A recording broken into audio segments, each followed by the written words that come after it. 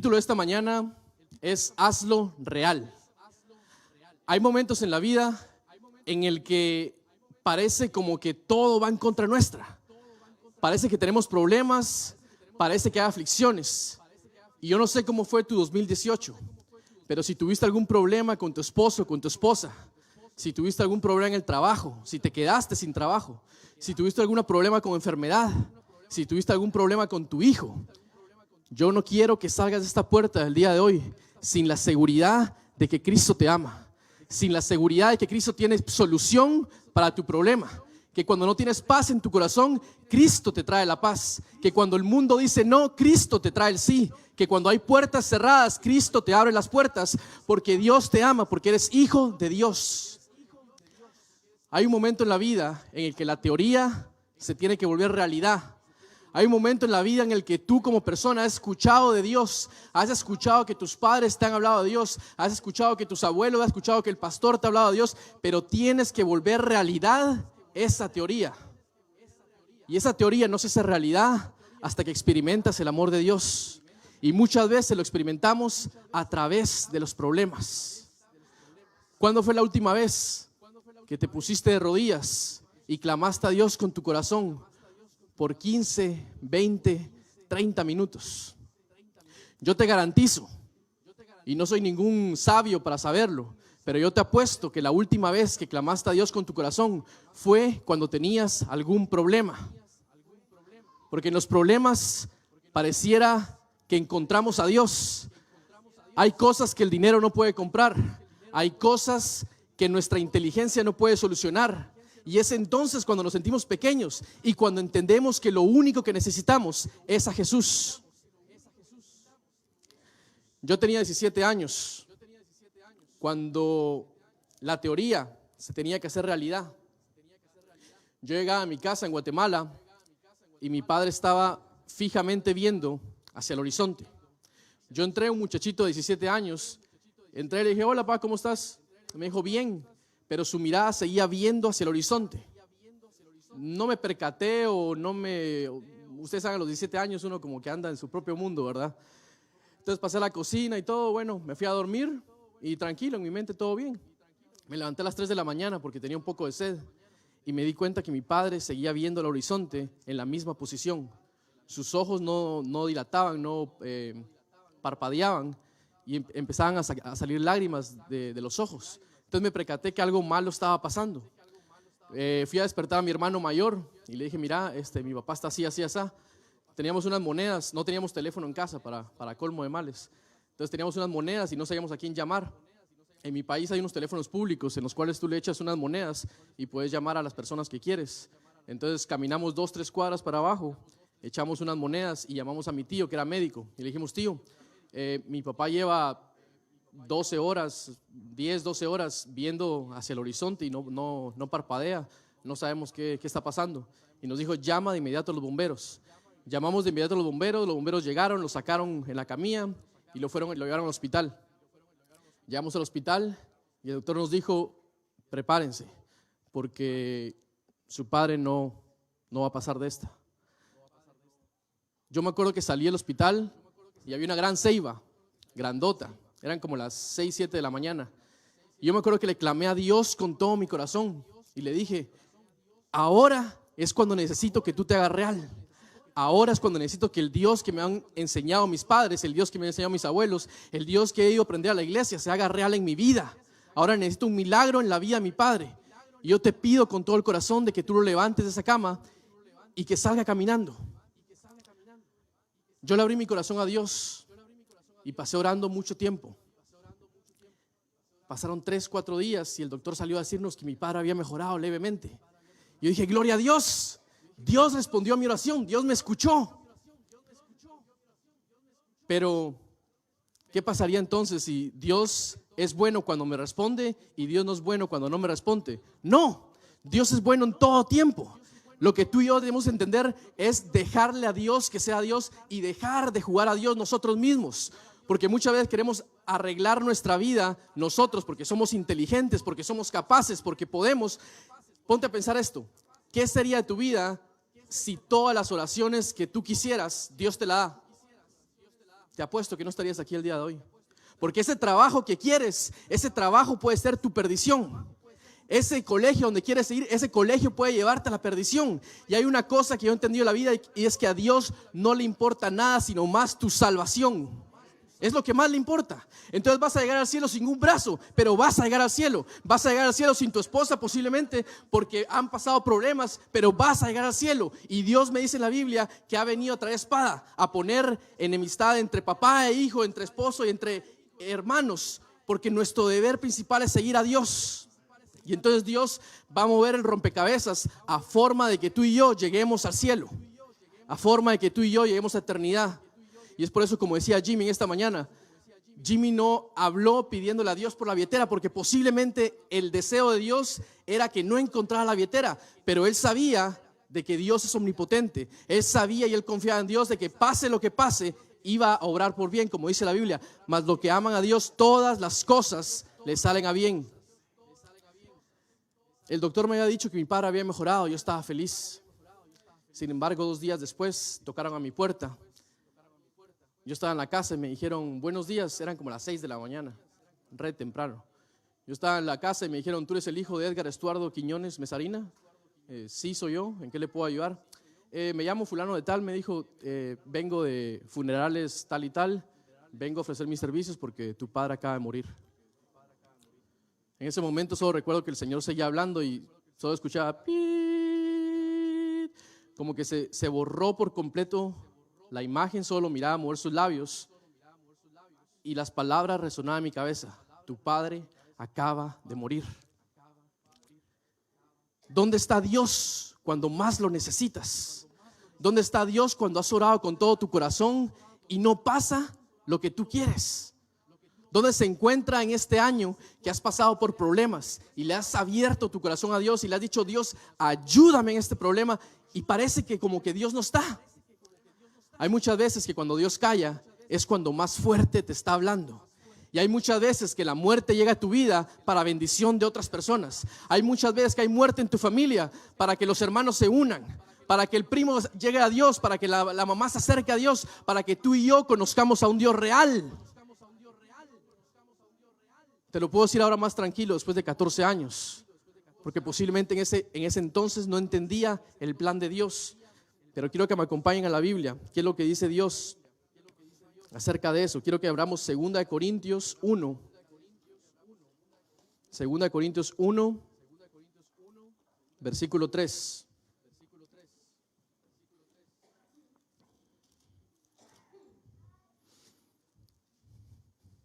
Del 3 al 4.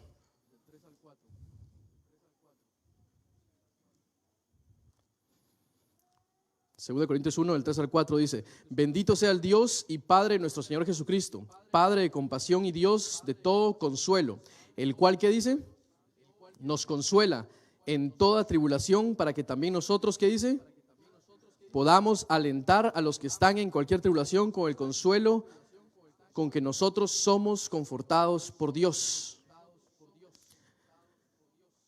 Si muchas veces has pasado por problemas en la vida, ahora puedes testificar del amor de Dios.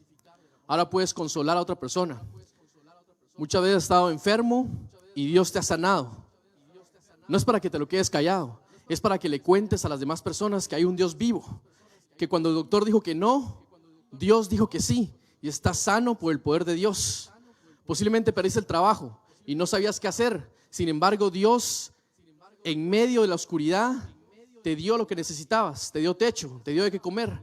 Posiblemente te has peleado con tu pareja, te has peleado con tus hijos, pero Dios te da la respuesta. Y en este versículo encuentro yo que Dios nos consuela para que así nosotros también consolemos a las demás personas. Hay una historia en la Biblia que me gusta mucho y es la de José. Y los invito a que lean su Biblia en Génesis 37. José también llegó a esa etapa en su vida en el que la teoría se tenía que hacer realidad, en el que tenía que por él mismo conocer a Dios. Génesis capítulo 37 y versículo 2. Dice, esta es la historia de José de la familia de Jacob. Cuando José tenía, ¿cuántos años dice? 17.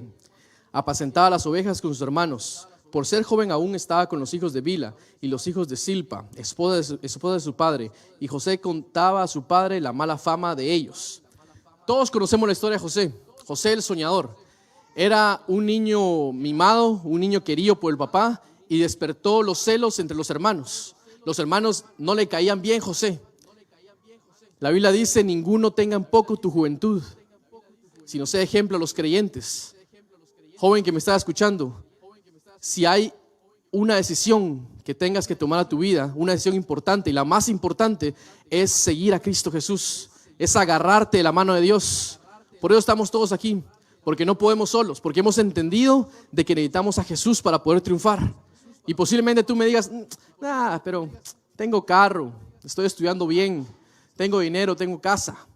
Posiblemente estás aquí en la vida, pero Dios te quiere llevar aún más lejos y vas a poder alcanzar la plenitud de tu vida cuando le entregues tu vida completa a Dios.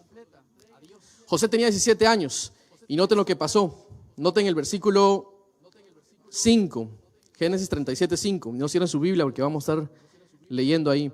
Dice: un día José tuvo un sueño y le contó a sus hermanos, y ellos llegaron a odiarlo aún más. Les dijo: oí esto que soñé. Estábamos en el campo atando las gavillas, y mi gavilla se levantó y quedó derecha, y vuestras gavillas estaban alrededor y se inclinaban a la mía. Y respondieron los hermanos: ¿has de reinar tú sobre nosotros, o has de dominarnos? Y lo aborrecieron aún más a causa de su sueño y sus palabras. Dios tenía grandes planes en la vida de José, y se lo había mostrado a través de un sueño. Ahora yo te pregunto: ¿cuáles son los planes que Dios tiene para tu vida? Yo no sé los planes que Dios tiene para tu vida. Lo que sí yo sé, y lo sé por convicción, es que Dios no quiere que te vayas el día de hoy cargando ese problema que tienes contigo. Entrégaselo a Dios. Ese problema que has llevado por todo el 2018, ese problema con tu familia, ese problema con tu esposo, entrégaselo a Dios. No vas a poder solo. Date por vencido una vez. No vas a poder solo. Entrégaselo a Dios. No hay otro camino. Noten lo que pasó más adelante. En el versículo 28 del mismo capítulo 37. Dice: cuando pasaron los mercaderes madianitas, sacaron a José de la cisterna y lo vendieron a los ismaelitas. ¿Por cuánto dice? 20 piezas de plata. Y llevaron a José a Egipto. Ahora quiero que se pongan a pensar en esto. Un joven de 17 años en un país nuevo, con costumbres nuevas, lejos de su padre. Muchas veces los padres hacemos daño al darle todo a nuestros hijos. Y José tenía un carácter malo, por así decirlo. Era un niño mimado, era un niño que todo lo tenía en la casa, era un niño que no le faltaba nada, porque su padre había puesto cierta preferencia por él.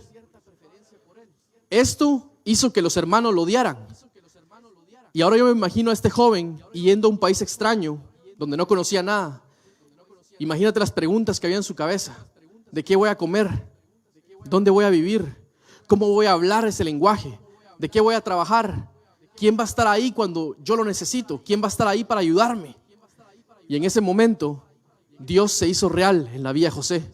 José se agarró de la mano de Dios porque era la única forma de que José podía ser exitoso en la vida. La única forma era tomarse la mano de Dios y entender que no podía solo.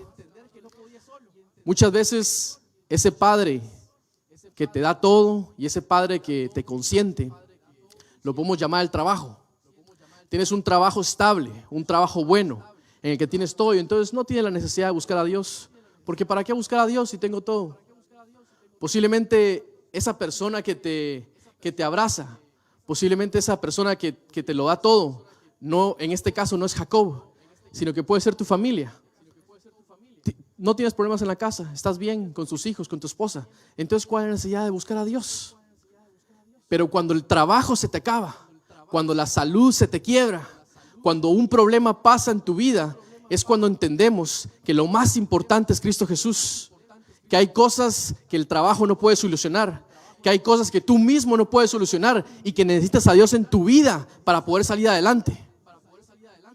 Y es el mejor momento, cuando tenemos problemas, cuando le entregamos completamente nuestra vida a Dios y dejamos que Dios dirija nuestra vida de acuerdo a su santa y divina voluntad.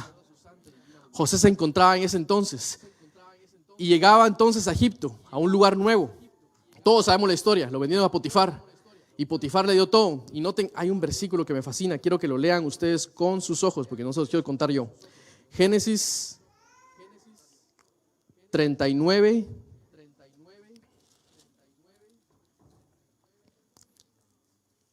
2 y 3. Dice, pero el Señor estuvo con José y fue próspero en todo lo que hacía. Y José vivió en la casa de su señor egipcio. Su amo vio que el Señor estaba con ¿quién dice? Con él. Y lo prosperaba en todo lo que hacía. Hay una cosa aquí que me gusta. José no prosperaba porque quién era él. José prosperaba porque Dios estaba con él.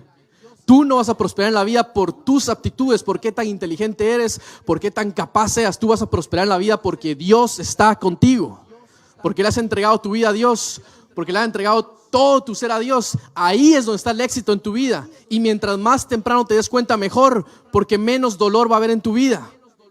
Va a haber un punto en tu vida que vas a tener que rendirte completamente a Dios. Y qué mejor que sea hoy y no mañana.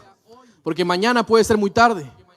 Mañana posiblemente va a estar divorciado. Mañana posiblemente va a estar sin trabajo. Mañana va a estar peleado. Es hoy que tienes que entregar tu vida a Dios, porque Dios hace todo mejor.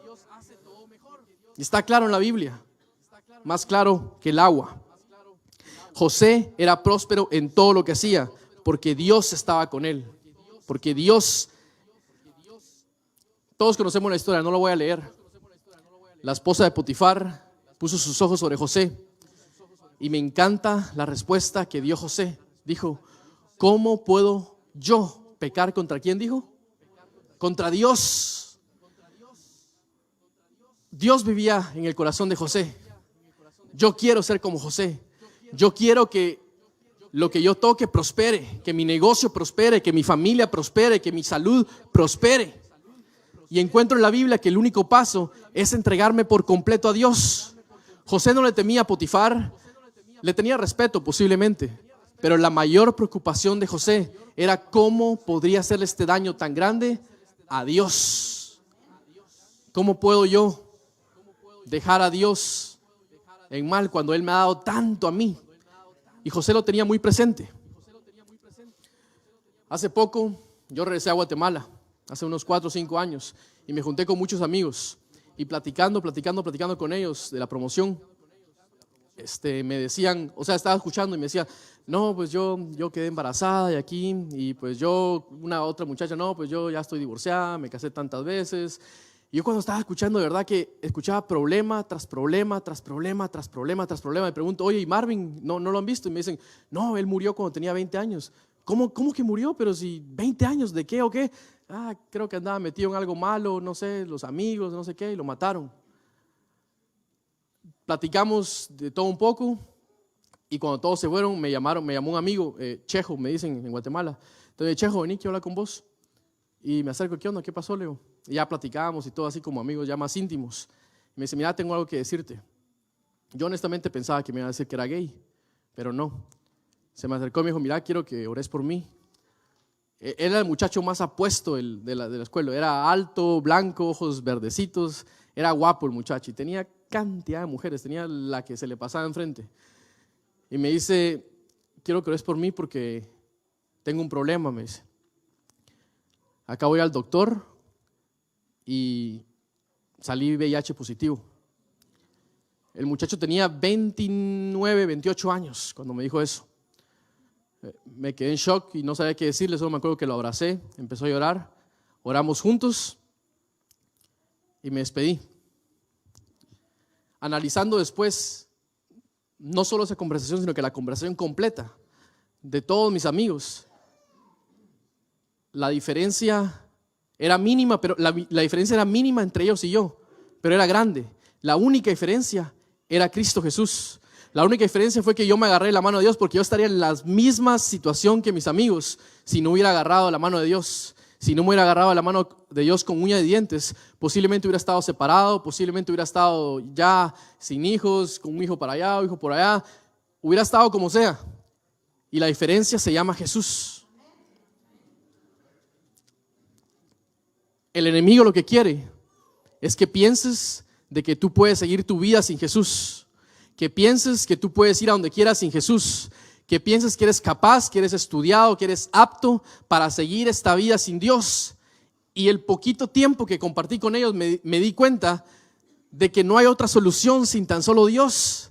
Es que no hay, es que el mundo es lo que te va a ofrecer. Enfermedades, problemas, muerte, suicidio. Había una muchacha que me platicaba que tenía depresión, que tenía pensamientos suicidas ella. O sea, eso es lo que hay allá en el mundo, porque eso es lo que Satanás quiere que caigas. Y mientras más lejos estemos de Dios, más propensos estamos a caer. Mientras más lejos nosotros estemos de Dios, más propensos estamos a caer en las garras del enemigo, porque es lo que Dios es lo más fácil. Allá afuera es lo que hay, es lo que abunda. Pero la Biblia me dice que Dios vino a dar vida y la vino a dar en abundancia. Y te la quiere dar a ti y me la quiere dar a mí, pero es nuestro trabajo agarrarnos de la mano de Dios. Yo me fui un poquito en la Biblia y me intrigaba por qué José actuaba de esta forma, porque su padre se lo tuvo que haber enseñado. Y noten lo que encontré en el capítulo 32 de Génesis.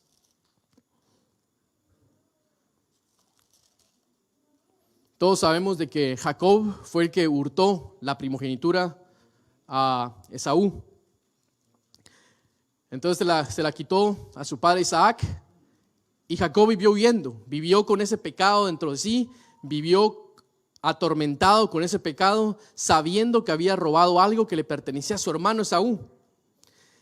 Y entonces llegaba el momento del encuentro entre Jacob y Esaú. Noten lo que dice en el capítulo 32, versículo 3. Y Jacob envió mensajeros delante de sí a la tierra de Seir, campo de Edom, y les mandó a decir a mi hermano Esaú: así dice tu siervo Jacob, hasta ahora he vivido con Labán, y tengo vacas, asnos, ovejas y siervos y siervas. Envío a decirlo a mi señor para hallar gracia delante de sus ojos. Y los mensajeros volvieron a Jacob y le dijeron: fuimos a tu hermano Esaú y él viene a recibirte. ¿Cómo dice? ¿Con cuántos hombres? 400 hombres. Ponte a pensar en cómo le temblaron las piernas a Jacob. En la mente de Jacob yo no creo que él pensaba que Esaú todavía lo consideraba como su hermano, porque alguien que te roba y alguien que te hace mal, posiblemente ya están enemistados entre ellos.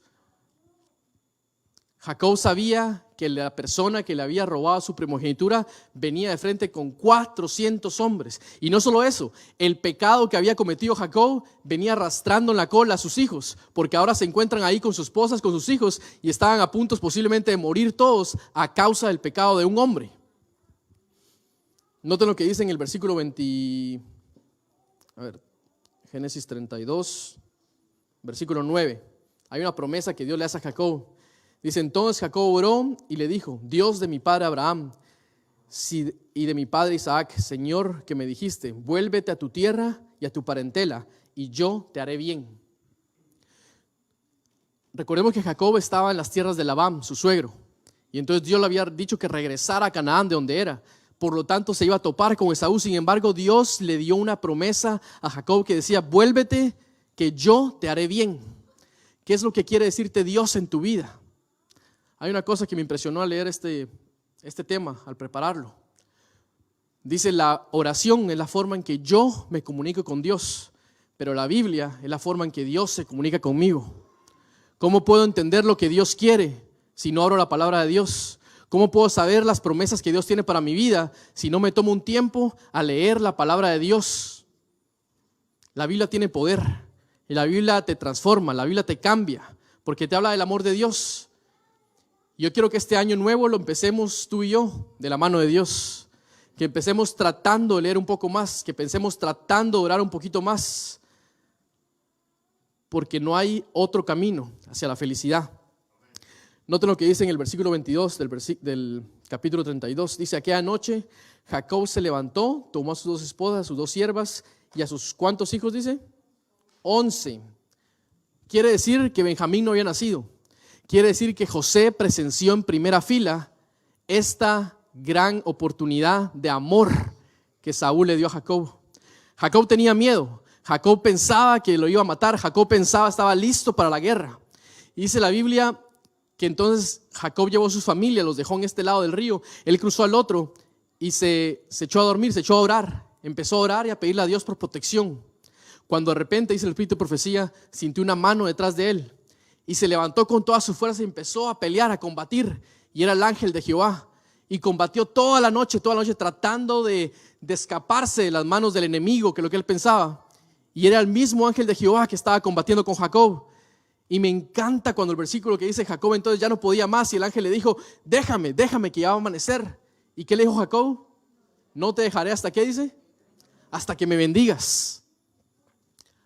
Amigos, hermanos que me escuchan esta mañana, ese problema que tienes, déjaselo en las manos de Dios.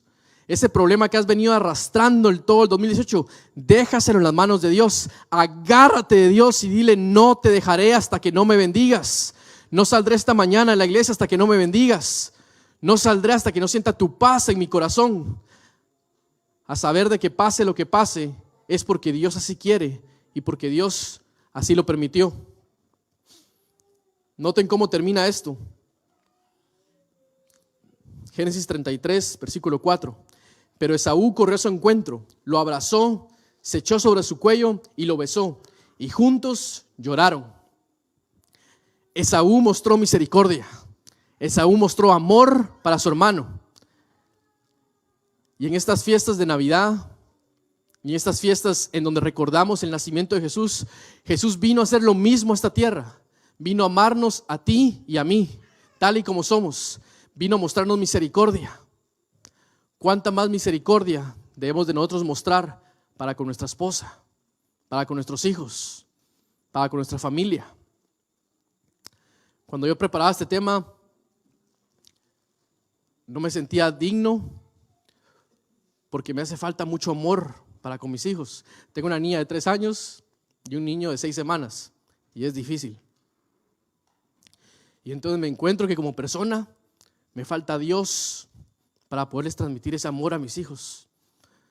Así como Esaú mostró misericordia y mostró amor, así como Dios vino a hacer lo mismo, a nacer esta tierra y a mostrar misericordia y amor por nosotros, así nosotros tenemos que seguir el ejemplo de Dios, el ejemplo de Jesús, y mostrar misericordia y amor para con nuestras personas más cercanas.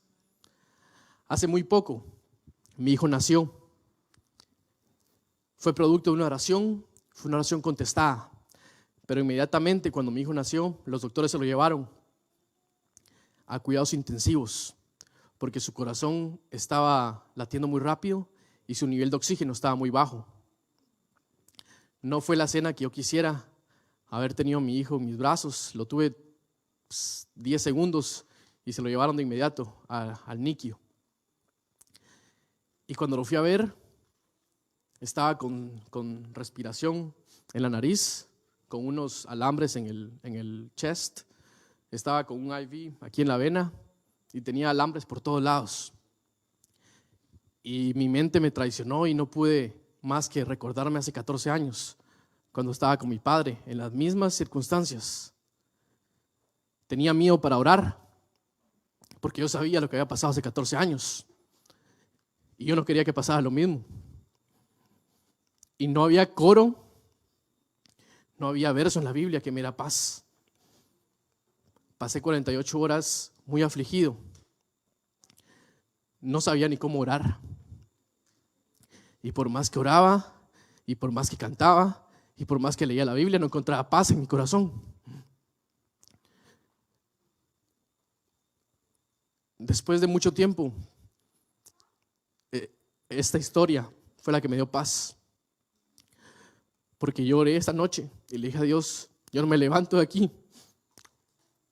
Yo no te voy a soltar hasta que tú me bendigas. Hasta que yo sienta paz en mi corazón y hasta que yo acepte tu voluntad. Dios sabía los deseos de mi corazón y yo sabía que mi oración podía ser contestada para sí o para no. Yo le podía exigir a Dios lo que yo quería, porque yo ahora entendía de que todo lo que hace Dios lo hace perfecto. A pesar de que yo no lo entienda, a pesar de que tú no lo entiendas, Dios es un Dios perfecto. Ir a mi trabajo, confiar en Dios y dejar que Dios mostrara su amor y mostrara su misericordia como Él quisiera. Ir a mi trabajo, pero eso era lo más difícil, aceptar la voluntad de Dios.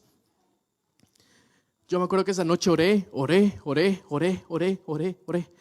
Y a las 4 o 5 de la mañana encontré paz en mi corazón.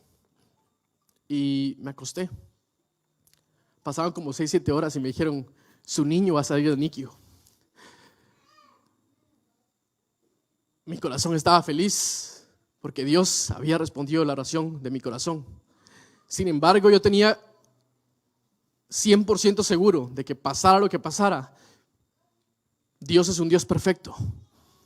Dios es un Dios de amor. Y aunque muchas veces no entiendas el problema que estás pasando, Dios tiene solución para ese problema. Aunque muchas veces no entiendas por qué estás en esa situación, Dios tiene una respuesta que posiblemente como mortales no entendemos, que posiblemente como personas no sabemos y no podemos entender en nuestra mente finita, porque tenemos un Dios infinito, tenemos un Dios más grande que nuestros problemas. Yo quiero invitarte a que termines el 2018 de la mejor forma, y es entregarle tu vida a Dios, entregarle tus problemas a Dios, entregarle tus cargas a Dios. Yo quiero que juntos terminemos este año con la certeza de que le hemos puesto nuestros problemas a Dios, de que le hemos puesto nuestras angustias a Dios, y de que pase lo que pase, tú y yo vamos a estar bien. Sea bueno o sea malo ante nuestros ojos, servimos a un Dios perfecto, servimos a un Dios que no se equivoca. Y con esa convicción, entreguémosle por completo nuestros problemas, entreguémosle completo nuestra vida, para que sea Dios el que cambie nuestra vida como Él quiera. Y al final recuerda que el único propósito de Dios es verte a ti y a mí en el cielo. Llegaremos como llegaremos enteros, tal vez no llegamos enteros, pero Dios te quiere ver a ti y te quiere ver a mí porque nos ama. Así que no quiero que salgamos de esa puerta con las mismas cargas que hemos venido trayendo durante todo el 2018. Y yo te invito a que le pongas tus cargas a Dios y que dejes que Dios se haga real en tu vida. Que Dios te bendiga.